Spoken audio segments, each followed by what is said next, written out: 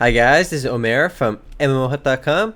I'm the first impression gameplay video for War of Legends, a free-to-play browser-based strategy MMORPG published by Jagex. Yeah, that's right, it's the same guys behind RuneScape. Now I'll spend about 5-10 minutes running around checking the game out, make quick comments. If you guys want to play War of Legends or just learn more about it, check it out, full review on the link below. So we got 4 servers over here. I already logged in, and it tells you right away how many people are actually playing on each server. Now this is something every single MMORPG should do, as well as MMO. It's always good to know how many people are on the server. I mean, it says like low, medium, and high sometimes, but what does low, medium, and high really mean? It doesn't mean anything. I mean, I want to see numbers. So War of Legends is loading. So yeah, this is RuneScape's. It's made by the same guys that made RuneScape, which is probably its biggest selling point. I mean, RuneScape is a really successful game, no matter which way you look at it. So I imagine this game should be all right. So it looks like we have to create our character over here, male or female. This is a strategy MMO though, so let's click next. So we have Warrior, Seer, and Monk, which are the 3 playable classes in the game, it seems like. So it looks like this is one of our first heroes in the game. I'm going to go with Warrior over here. So let's click OK. And we can select immediately where we want to start off in the game. There's a lot of different places over here. I'm going to go on the lovely, it's Lonely Island, not Lovely Island. But I'm going on Lonely Island over here. Oh, no vacant plots available. Looks like that's prime real estate over there. I can't start over there.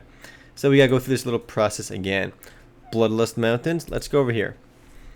And if you're playing with friends, you guys want to generally start in the same starting area. I am new player. Nah, I am familiar with the basics of the game. So let's go. Okay. So right off the bat, this game looks a lot like every other strategy MMORPG out there. Because here we are in our main city, and we have a main building right in the middle. And let's go find our resource gathering stuff. We got walls over here, our ramparts we can upgrade. And we have all these little vacant plots we can build stuff on. Let's go and click one. So I don't know what a village is, but let's make one. Can't go wrong with a village. Let's build something else as well. We got parade ground. Our citizens need to parade around. Let's build one of those. Although they each serve a specific function, you should actually read these before you make them. So let's go look around a little bit more. I can't build these yet because they have prerequisites, it seems like. University is good. And I'm sure you can use that to upgrade technologies. So let's close this out, and I want to see what we have outside over here. The game is a little bit laggy on here for some reason. I can upgrade my walls as well, which is important for defense. And we have our hero over here, which is pretty interesting. So let's go to navigate. I don't know what that is, but I clicked on it. Something's happening. Let's click start.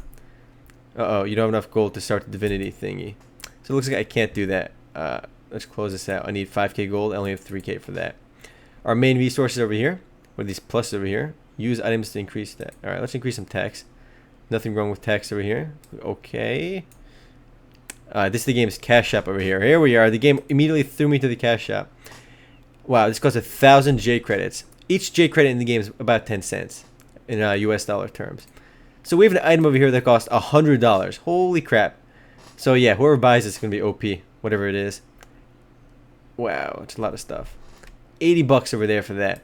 So I can see how Jagex is going to make a lot of money from this game. There's some really expensive items in the cash shop. And not just one or two. Holy crap, there's a lot of expensive items.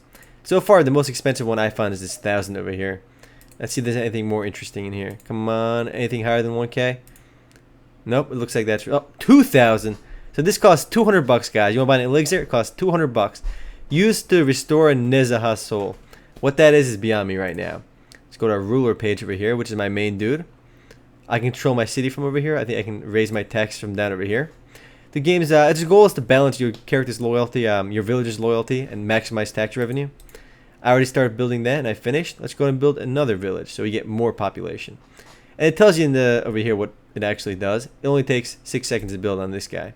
That's building pretty fast. This one we can actually upgrade as well. So instead of building like a bunch of level 1 stuff, you can actually start upgrading them. You can speed up as well. But speeding up costs money, guys. Just like a few other strategy games, the game gives you the option to instantly build your buildings, instantly make your troops. But that, of course, costs money. So let's see what else we can do. Let's go to outskirts over here. We can build more stuff on our outskirts. We can build some croplands. Yeah, it looks like outside of town is where you can actually improve your resource production in the game. Inside, you build other stuff. I can build a copper mine over here. Let's build this bad boy. I need some quarries. My queue is full. I need to add more teams with labor bill. Alright. Oh, I need to buy it, of course, with cash out money. So yeah, it seems like a lot of the game's content is restricted by cash shop items. Let's build some more croplands. We need more food. You can't go wrong with that. And can we go outside of town as well? Where was that? Right over here. Map. So we should see my city Wow, so here we are over here, my new city by Remote 82. You can see all my neighbors over here. And again, if you've played Ebony, if you've played any of these strategy MMORPGs before, the Seventh Dragon, King and Conqueror, there's so many of these games now. Even Lord of Ultima just came out recently. All of these games are remarkably similar to each other. If you've played one, you've really played them all. And you can see just by the game's interface, it looks very similar. Now, I want to kind of drag and move the map, but I can't exactly do that, which is kind of lame. I have to click on these little things over here to move the screen. Though I feel it would have been a lot better if I could just easily drag the screen. I mean, it would make the game more fluid. So, since this game is by Jagex, and I really expected a lot more from them. I mean, RuneScape is a pretty epic game. It's very popular. It's got millions of players worldwide. This game doesn't even have that many players. There's, I think, 1,000 players online right now. But, I mean, it's very similar to every other game. I expected at least a little bit of creativity from them. Though I don't think they're the ones that actually developed it. I think Jagex just licensed the game from some other company. And it's pretty crazy right now because it seems like every single major MMORPG company now is trying to release their own strategy game. I mean, Ebony really started this huge trend. I mean, Ebony was really popular, and then every game started copying it. Not to say Ebony was original, but it was the one that made the genre really popular, especially lately. EA even made their own. Electronic Arts even jumped on the bandwagon. They made Lord of Ultima, and now even Jagex is on the bandwagon with War of Legends over here. The interface is a little bit different, though. I'll give you that. Though I'm still not convinced that it's actually an original game. I'm convinced that Jagex just copied other games or just found a template and just changed things around, because I'm pretty sure all of these games use the same programming in the back end, the same exact script.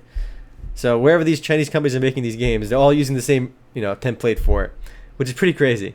Let me upgrade this over here. Of course, it wants more money. Now let's click around a little bit more. This game has one interesting aspect which I wanted to point out, which made it a little bit different. Yeah, here we go. The game's task system. Tasks in the game are basically quests, and it's almost like the Seventh Dragon where you just get a bunch of early on quests you can kind of complete. And you even have daily quests as well. It gives the game a little bit more purpose than a lot of these other strategy MMORPGs, but... So let's claim our reward. I don't know what I did to get this reward, but yeah, just get a reward. So let's start this quest as well. And you can read these over here. The game has a decent amount of these tasks, and it helps make the game a little bit more linear. And linear isn't always bad, because it gives the game some direction. And games like this, they need a lot of direction, because early on, if you're new to the genre, it's easy to get lost. Though there is a tutorial. Yeah. I mean, I guess one good thing about these games is that, just like War of Legends, Ebony, and all the other strategy MMORPGs, is they're not games that you really just play hands-on. Like right now, I'm building everything pretty fast. It only takes 6 seconds to build this village. And I want to upgrade my parade ground. We need more parades. If I upgrade these over here, it starts taking a little bit longer. And I can't upgrade these right now because I need more wood. So let's go upgrade our wood area. Let's build more wood things over here, timber mill. Eventually, these things start taking very long to build. Right now, it's only 3 seconds. That's pretty fast-paced. I mean, I have to be pretty hands-on to keep playing this game because I have to keep upgrading my stuff. Can I build another one? Nope, I am out of resources for now. But eventually, it hits a point where it takes you like 3 hours to upgrade your timber mill, or like 4 hours to upgrade your barracks, and like 5 hours to train all your units. And the game's really PvP aspect is pretty fun because it's like every other strategy MMO. You build armies, you make alliances, and there's a lot of alliance in this game. You need to make friends fast, otherwise you're gonna get killed. So there's a lot of diplomacy involved in that regard. But it's a very slow-paced game eventually. It becomes one of those games where you just play on and off like 10 minutes a day, 20 minutes a day, unless you're really hardcore into it. At the late game, if you're really hardcore into it, this is one of those games where you have to spend a lot of time on. But most people can only spend like 10, 20 minutes on while they set all their construction queues and they go do something else. And 5 hours later, when my lumber mill level 1337 is done, you can just go upgrade it or something. But let's see my inventory over here. I got an intro gift. Can I open this? Shift plus left mouse button. Let's do that. Nope, I can just... what is going on? Let's use it. Whatever this is, let's use it. So we got a bunch of items over here. I kind of want to equip that on my hero. Treasure equipment. So it's not over here right now. I think I can equip those items on my hero as well. So it's like the 7th dragon in that regard. You can get heroes. You can start equipping your soldiers to those heroes. And you can start conquering territories. Let's go outside town again. Over here there's a lake, level 8, hill, level 7. And just like in the 7th dragon, these are actually just resources. You claim this over here. You increase your copper production by 17%. You claim this and increase it by 19%. You notice it says level 8 on it. It means it's actually a higher level. We have low level ones over here, level 4. So I can probably take on this level 4 one. So if I send my army over here to conquer these areas, odds are the level 8 ones are going to be pretty difficult because they're protected by enemies nearby or NPCs. The lower level ones have less NPCs nearby, so a good thing to do early on would be to capture these really low level ones because they're much easier to capture. Plus, there's probably more competition for the higher level ones over here. I mean, it's a little bit more in-depth than the 7th Dragon, probably, but compared to other more established MMORTS games, War of Legends really doesn't deliver too much. It's not too different. But if you've never played a game like this and you just you want to try something, it's an easy game to get into because the game is a good tutorial. But yeah, that's really about it. Anyway, guys, if you guys want to play War of Legends or just learn more about it, check out our full review on the link below. Later, guys.